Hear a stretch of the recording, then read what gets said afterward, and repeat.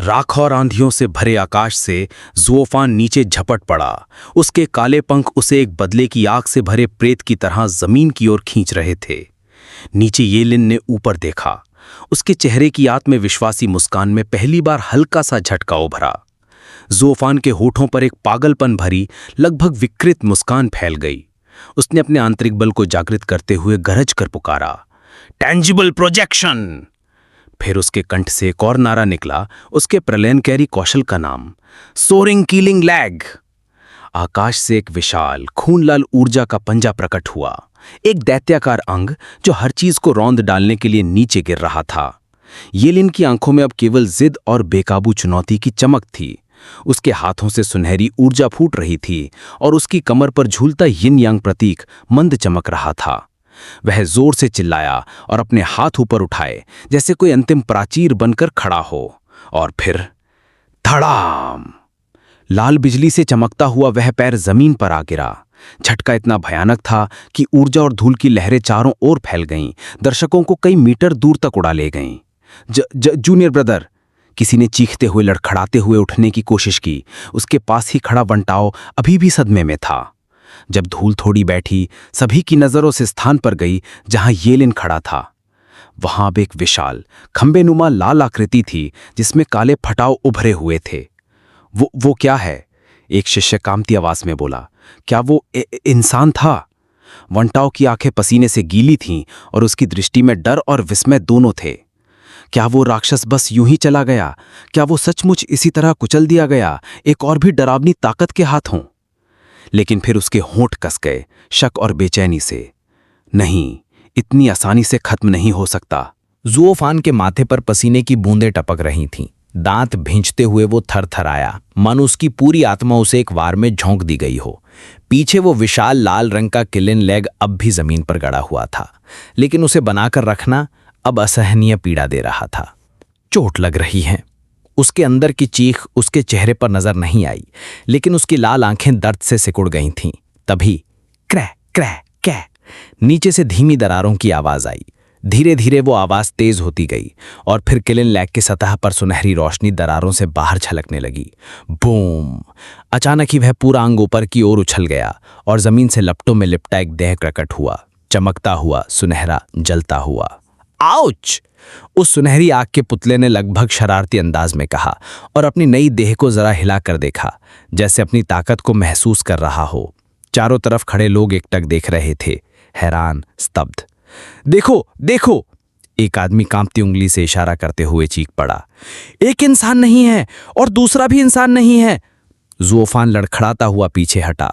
उसका हाथ उसकी अपनी टांग को थामे था, वही टांग जिससे उसने वो किलिन लैग प्रक्षिप्त किया था। उसके पीछे का विशाल लाल आकार अब धुएं में तब्दील हो रहा था। मुझे पहले से ही पता था, उसने अंदर ही अंदर सोचा, कि वो पूरी तरह ट्रांसफॉर्म हो सकता है, जबकि मैं नहीं। किलिन की टांग भले एक पवित्र बीस्ट की शक्ति से आई हो, लेकिन उसका पूरा शरीर सैक्रेड बीस्ट की तरह टेम्पर किया गया है। मैं फिजिकल फाइट में हार चुका हूं। उसकी आंखों में निराशा की छाया उतर आई। तभी आग के लपटों के बीच से येलिन का चेहरा नजर आया, एक सनकी विजयी मुस्कान के साथ। उसका पूरा शरीर सुनहरी ज्वाला में लिपटा था, जैसे उसका हर रोम कोप आग उगल रहा हो।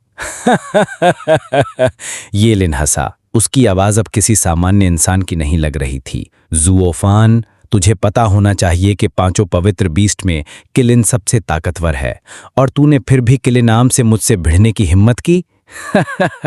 तू हार गया। तू अब बस मेरी डाव की राह पर रखी एक सीढ़ी बनकर रह जाएगा, एक पत्थर। एक आखिरी गगनभेदी हंसी के साथ येलिन आग का एक सुनहरा मिसाइल बनकर ज़ुओफान की ओर झपटा। ज़ुओफान ने ऊपर देखा। उसके चेहरे पर कोई भाव नहीं था, लेकिन उसकी एक आंख, वो जल रही थी, खून की लालिमा से नहीं, बल्कि अडिग संकल्प से।